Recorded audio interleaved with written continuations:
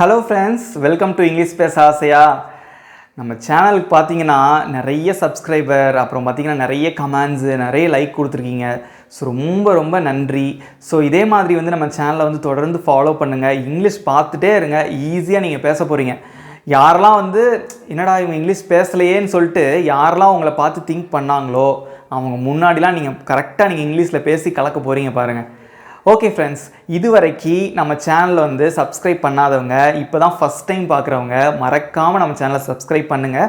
பக்கத்தில் இருக்க பெல் ஐக்கானை கிளிக் பண்ணுங்கள். அப்போ தான் நம்ம சேனலில் போடுற வீடியோஸோட நோட்டிஃபிகேஷன்ஸ் உங்களுக்கு வரும். உங்களுக்கு பார்க்குறதுக்கு ஈஸியாக இருக்கும். ஓகே ஃப்ரெண்ட்ஸ், இன்றைக்கி நம்ம வீடியோவில் என்ன பார்க்க போகிறோன்னா, இது வரைக்கும் நம்ம என்ன பார்த்துருக்கோங்கிறத முதல்ல சொல்லிடுறேன். ப்ரெசன்ட் டென்ஸ், அதுக்கப்புறமா பாஸ்ட் டென்ஸை கொஞ்சம் விரிவாக பார்க்குறோம். அதில் பார்த்தீங்கன்னா பாசிட்டிவ் சென்டென்ஸ், நெகட்டிவ் சென்டென்ஸ், அதுக்கப்புறம் எப்படி கேள்வி கேட்குறது, இந்த பாஸ்ட் டென்ஸில் எப்படி கேள்வி கேட்கலாம் அப்படிங்கிறத பார்த்தோம். இன்றைக்கி என்ன பண்ண போகிறோம், இன்றைக்கும் கேள்வி தான் கேட்க போகிறோம், ஆனால் நெகட்டிவாக கேட்க போகிறோம். அது என்ன நெகட்டிவ், ஒரு எக்ஸாம்பிளோட பார்க்கலாமா? அவன் சாப்பிட்டான் அப்படிங்கிறது என்ன சென்டென்ஸு? ஒரு பாசிட்டிவ் சென்டென்ஸ். நெகட்டிவில் எப்படி சொல்லுவீங்க? அவன் சாப்பிடவில்லை, ஒரு நெகட்டிவ். கேள்வியை எப்படி கேட்பீங்க? அவன் சாப்பிட்டானா. இதே கேள்வியை நெகட்டிவாக எப்படி கேட்பீங்க? அவன் சாப்பிடவில்லையா, அவன் சாப்பிடலையா. கேட்டலாமா? இதை தான் இந்த நெகட்டிவ் சென்டென்ஸ் எப்படி ஃப்ரேம் பண்ணுறது தான் இந்த வீடியோவில் பார்க்க போகிறோம். ஓகே ஃப்ரெண்ட்ஸ், வீடியோக்குள்ளே போகலாம்.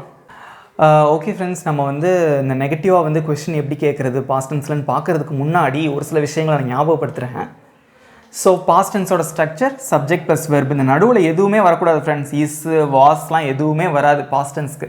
அதெல்லாம் அது அப்படியே மறந்துடுங்க. முதல்ல சப்ஜெக்ட், அதுக்கடுத்து வெர்ப், அவ்வளோதான். அந்த வெர்ப் என்ன ஃபார்மில் இருக்கணும்? பாஸ்ட் ஃபார்ம், அவ்வளோதான்.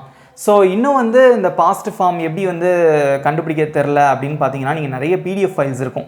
ஸோ நீங்கள் வந்து மறக்காமல் வந்து அதை டவுன்லோட் பண்ணி பாருங்கள். அதை டவுன்லோட் பண்ணி வச்சுக்கிட்டிங்கன்னா உங்களுக்கு நிறைய வேர்ட்ஸ் கற்றுக்கிட்ட மாதிரியும் இருக்கும், அதோட பாஸ்ட் ஃபார்ம் நிறைய தெரிஞ்சிட்ட மாதிரியும் இருக்கும் ஃப்ரெண்ட்ஸ். ஓகே, அதுக்கப்புறம் பார்த்தீங்கன்னா இந்த சைடில் என்னடா எப்போவுமே நம்ம இதை எழுதி வச்சுருக்கோன்னு பார்க்காதீங்க. இது ரொம்ப ரொம்ப யூஸ்ஃபுல்.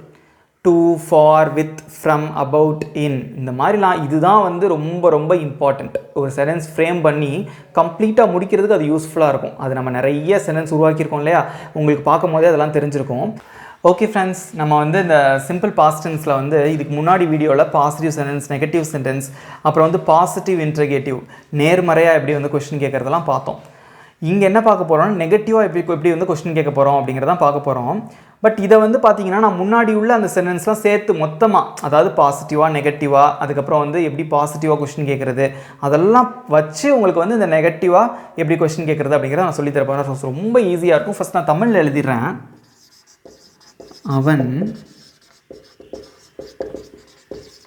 அவன் சாப்பிட்டான். ஓகேவா? இதுக்கு நெகட்டிவ் சென்டென்ஸ் எப்படி வரும்? அவன் சாப்பிடவில்லை. அவன் சாப்பிட்டான்ங்கிறத எப்படி கேள்வியாக கேட்பீங்க?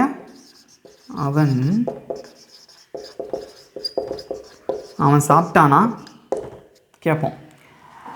இதே இது நெகட்டிவ் கொஸ்டின் எப்படி கேட்பீங்க? அவன் சாப்பிடவில்லையா.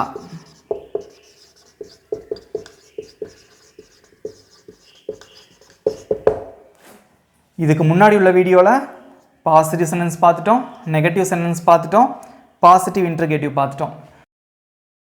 ஸோ இந்த வீடியோஸ்லாம் நீங்கள் பார்க்கல அப்படின்னா நம்ம ப்ரீவியஸாக உள்ள வீடியோஸ் பார்த்துட்டு வாங்க. ஸோ ரொம்ப ஈஸியாக இருக்கும். ஃபஸ்ட்டு நான் வந்து பாசிட்டிவ் சென்டென்ஸ் உருவாக்கிட்டு கடைசியாக நான் இந்த நெகட்டிவ் இன்டர்கேட்டிவ், எதிர்மறையான கேள்வி அப்படிங்கிறத சொல்லி அவங்க கன்ஃபியூஸ் பண்ண விரும்பலை. ஸோ வந்து நெகட்டிவாக எப்படி கேள்வி கேட்குறது அப்படிங்கிறத நான் லாஸ்ட்டு சொல்கிறேன். அவன் சாப்பிட்டான் வழக்கம் போல் சொல்லலாமா? ஃபஸ்ட்டு என்ன வரும்? சப்ஜெக்ட் ஹீ, அவன். ஓகே, அதை போட்டேன். சாப்பிட்டான் இங்கிலீஷில் வரும் ஈட், அதோட பாஸ்ட் டென்ஸ் தான் இங்கே போடணும், ate. Okay friends, so positive சென்டென்ஸ்க்கு நம்ம இந்த ஆக்ஸிலரி வெர்ப் யூஸ் பண்ண மாட்டோம், ஏன்னா நம்ம வெர்பை பிரிக்க மாட்டோம். மற்ற மூணுத்துக்கும் நீங்கள் வந்து பார்த்தீங்கன்னா ஆக்ஸிலரி வெர்ப் கண்டிப்பாக தேவை. ஓகேவா? ஃபஸ்ட்டு நெகட்டிவாக எழுதலாமா? அதுக்கு என்ன பண்ணணும்? வெர்பை பிரிக்கணும். ஏட் எப்படி பிரிப்பீங்க? டிட் ப்ளஸ் ஈட், வழக்கமாக பிரிக்கிறது தானே. நெகட்டிவாக சொல்கிறதுக்கு என்ன பண்ணணும்? அந்த ரெண்டுக்கும் நடுவில் ஒரு நாட் மட்டும் போடணும், அவ்வளோதான். டிட் நாட் ஈட் அப்படின்னு எழுதுறீங்க, அவ்வளோதான். எழுதலாமா?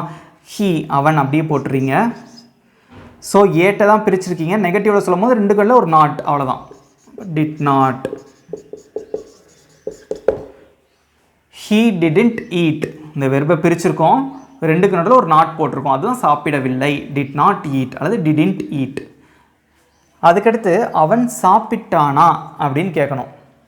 ரொம்ப சிம்பிள். இந்த ஏட்டுங்கிறத மறந்துடுங்க. ஆக்சிலரி வெர்ப் வச்சு பிரிச்சாச்சு.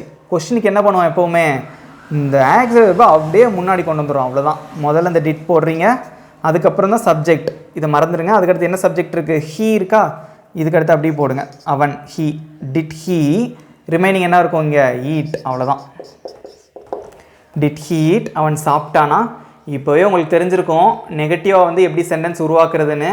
ரொம்ப ரொம்ப சிம்பிள். இந்த டிட்டுக்கு பக்கத்தில் ஒரு நாட் போட்டிங்கன்னு வச்சுக்கோங்க, அவ்வளோதான் ஃப்ரெண்ட்ஸ்.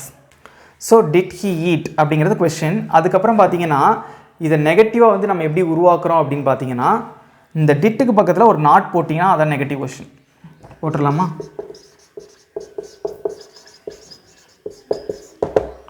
டிடன்ட் ஹீ ஈட் அல்லது டிட் நாட் ஹீ ஈட், அவ்வளோதான். எவ்வளோ சிம்பிளாக இருக்குது பாருங்கள். ஹீ ஏட், அவன் சாப்பிட்டான். ஹீ டிட் நாட் ஈட், அவன் சாப்பிடவில்லை. இதை டிட் நாட்னு நீங்கள் வாசிக்கலாம், டிடின்ட்னு வாசிக்கலாம். ஓகேவா? அடுத்து அவன் சாப்பிட்டானா அப்படின்னா டிட் ஹீ ஈட், அவன் சாப்பிடவில்லையா அப்படின்னா இந்த டிட்டுக்கு பக்கத்தில் ஒரு நாட் போட்டுறீங்க, அவ்வளோதான். Didn't he eat, very simple. அப்படி ஞாபகம் வச்சுக்கலாம், இப்படி கூட ஞாபகம் வச்சுக்கலாம். அவன் சாப்பிடவில்லை, ஹீ டிடன்ட் ஈட். இந்த டிடன்ட்டை அப்படி முன்னாடி கொண்டு வந்தீங்கன்னா அதான் கொஸ்டின். டிடன்ட் ஈட், எவ்வளோ ஈஸியாக இருக்குது பாருங்கள். இவ்வளோ தான் ஃப்ரெண்ட்ஸ். இதுதான் வந்து சிம்பிள் பாஸ்ட் டென்ஸில் நெகட்டிவாக எப்படி கேள்வி கேட்குறது. இது பாசிட்டிவ் சென்டென்ஸ், இது நெகட்டிவ் சென்டென்ஸ். இது வந்து பாசிட்டிவ் இன்ட்ரோகேட்டிவ், இது நெகட்டிவ் இன்ட்ரோகேட்டிவ். நாளையுமே உங்களுக்கு இதில் சொல்லிட்டேன் நான். எவ்வளோ சிம்பிளாக இருக்குது. இன்னும் ஒரே ஒரு எக்ஸாம்பிள் பார்த்துடலாமா?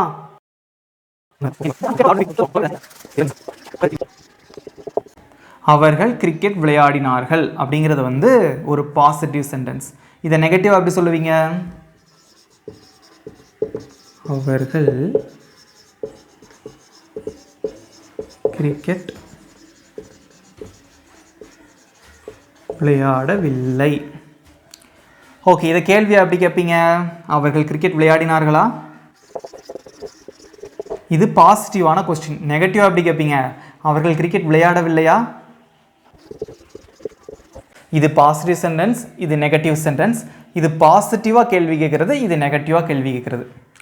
ஓகே, இப்போ நம்ம சென்டென்ஸ் ஃப்ரேம் பண்ணிடலாமா? நீங்களே ஆக்சுவலாக பண்ண ஆரம்பிச்சிருப்பீங்கன்னு நினைக்கிறேன். ஏன்னா நம்ம சேனலில் நம்ம போஸ்ட் பண்ணுற வீடியோஸ்லாம் தொடர்ந்து பார்க்குறீங்க. ஓகே, எனிவே நம்ம ட்ரை பண்ணலாம். எல்லோரும் சேர்ந்து இதை நம்ம ட்ரை பண்ணி இதை கம்ப்ளீட் பண்ணலாம். ஃபஸ்ட்டு பாசிட்டிவ் சென்டென்ஸ் உருவாக்கலாம். ஓகே, அவர்கள் கிரிக்கெட் விளையாடினார்கள். இதில் எது சப்ஜெக்ட்? அவர்கள். அவர்களுக்கு இங்கிலீஷில் என்ன வரும்? தே. தே. அதுக்கடுத்து என்ன வரணும்? வெர்பு வந்து பாசிட்டிவ் ஃபார்மில் வரணும். விளையாடுறதுக்கு என்ன வெர்பு? ப்ளே அப்படிங்கிறது தான் வந்து விளையாடுறது. ப்ளேவோட பாசிட்டிவ் ஃபார்ம் என்ன வரும்? பிளேட். அதோட ஈடி சேர்க்குறீங்க, அவ்வளோதான். They played. என்ன விளையாண்டாங்க? Cricket. CRI cricket. They played cricket. Okay, next வந்து நெகட்டிவாக கேட்குறது, கேள்வியாக கேட்குறதுக்கெலாம் பார்த்தீங்கன்னா என்ன யூஸ் பண்ணணும் நம்ம? ஆக்சிலரி வெர்பு, துணை வினைச்சொல். தமிழில் நீங்கள் அதெல்லாம் தேவையில்லை. ஆக்சிலரி வெர்ப் டிட்டுங்கிறத மறந்துடாதீங்க. டிட் அப்படிங்கிறத நல்லா ஞாபகம் வச்சுக்கோங்க. ஓகேவா? ஃபஸ்ட்டு நம்ம அந்த வெர்பை பிரிச்சிடலாம். சரியா? பிளேட் அப்படின்ட்டு இருக்குது. இந்த வெர்பை பிரிச்சிங்கன்னா என்ன வரும் நமக்கு? Did plus play. ஈடி போட்டுறாதீங்க. அதுக்கு தான் அந்த ஈடிக்கு பதிலாக என்ன போட்டிருக்கோம் நம்ம முன்னாடி? டிட்டு போட்டாச்சா? அப்போ இங்கே வரது என்ன வரணும்? ப்ரெசன்ட் ஃபார்ம் தான் வரணும், ப்ளே தான் வரணும். இந்த டிட்டும் ப்ளேவும் சேர்ந்தது தான் பிளேடு. இப்போது அவன் கிரிக்கெட் விளையாடவில்லை அப்படின்னு சொல்கிறதுக்கு என்ன பண்ணணும் நம்ம? நெகட்டிவாக சொல்கிறதுக்கு இந்த ரெண்டுத்துக்கு நடுவில் ஒரு நாட் போடுறோம், அவ்வளோதான். இந்த பிளேடை விட்டுருங்க, அதை டிட் ப்ளஸ் பிளேன் பிரிச்சாச்சு. இந்த ரெண்டுக்குள்ள நாட் போட்டு எழுதுனீங்கன்னா அதான் நெகட்டிவ் சென்டென்ஸ். எழுதலாமா? தே அப்படி போட்டுருங்க. தே டிட் நாட். இந்த நாட் மட்டும் நம்ம நடுவில் சேர்த்துருக்கோம் பாருங்கள். டிட்டுக்கும் பிளேக்கு நடுவில் இங்கே நாட் போட்டு எழுதியிருக்கோம். They didn't play cricket. பிளேடுங்கிறத டிட் ப்ளஸ் பிளேன் பிரிக்கிறோம். அது நெகட்டிவ் சென்டென்ஸுங்கிறதுனால இந்த நாட் போட்டிருக்கோம், அவ்வளோதான். They did not play cricket அல்லது தே டிடன்ட் பிளே கிரிக்கெட். அடுத்த சென்டென்ஸ் பாசிட்டிவாக கேள்வி கேட்கணும். கேள்வி கேட்குறது அதை விட சிம்பிள். வழக்கமாக வெர்பை பிரிச்சிட்டமா, டிட் ப்ளஸ் பிளேனு, டிட்டை தூக்கி அப்படியே முன்னாடி போட்டுறணும் கேள்வி கேட்குறதுக்கு. ஆக்சிலரி வெர்ப் கேள்வி கேட்கும் போது எப்போவுமே முன்னாடி தான் வரணும். டிட்டை தூக்கி முன்னாடி போடுங்க. போட்டாச்சு. அப்போ மிச்சம் என்ன இருக்கும்? ப்ளே இருக்கும். அது அப்படியே இருக்கட்டும். ஃபஸ்ட்டு சப்ஜெக்ட் என்னது? தே இருக்கா? ஆக்சிலரி வெர்புக்கு அப்புறம் என்ன வரணும் நமக்கு? சப்ஜெக்ட், பெயர் சொல் வரணும். அவர்கள். இந்த இருக்கா தே, அந்த தேவை அப்படியே போடுறோம். ஓகே. ஸோ டிட் தே எழுதிட்டீங்க. மிச்சம் என்ன இருக்கும்? இங்கே டிட்டு முன்னாடி பிளேட பிரிச்சிங்க, டிட்டு முன்னாடி வந்துருச்சு, தே அதுக்கப்புறம் போட்டோம். மிச்சம் என்ன இருக்கும்? ப்ளே. அதான் அப்படி போடுங்க. இங்கே பிளேடுன்னு போட்டால் தப்பு. ஏன் தப்பு? அதான் பிரிச்சாச்சு. டிட் ப்ளஸ் பிளேன்னு இந்த பிளேடை பிரிச்சாச்சு, டிட்டை தூக்கி முன்னாடி போட்டாச்சு. மிச்சம் இருக்கிற பிளேவை மட்டும் அப்படியே வச்சுருக்கீங்க. கிரிக்கெட்டை அப்படியே போட்டுருங்க. Did they play cricket? Very simple. அதுக்கப்புறம் நீங்களே சொல்லிடுவீங்க. என்ன வரும்? அவர்கள் கிரிக்கெட் விளையாடவில்லையா? நெகட்டிவாக கேட்கணும். ரொம்ப ரொம்ப சிம்பிள். டிட்டுக்கு பக்கத்தில் என்ன போடுறீங்க? நாட் மட்டும் போடுறீங்க. Did not they play cricket? Didn't they play cricket? அவ்வளோதான். நாட் தே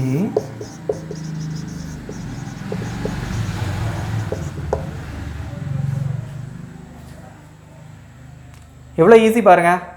பாசிட்டிவில் மட்டும் நீங்கள் எழுதினா போதும், அதுலேருந்து மிச்சம் 3 நீங்களே எழுதிடலாம்.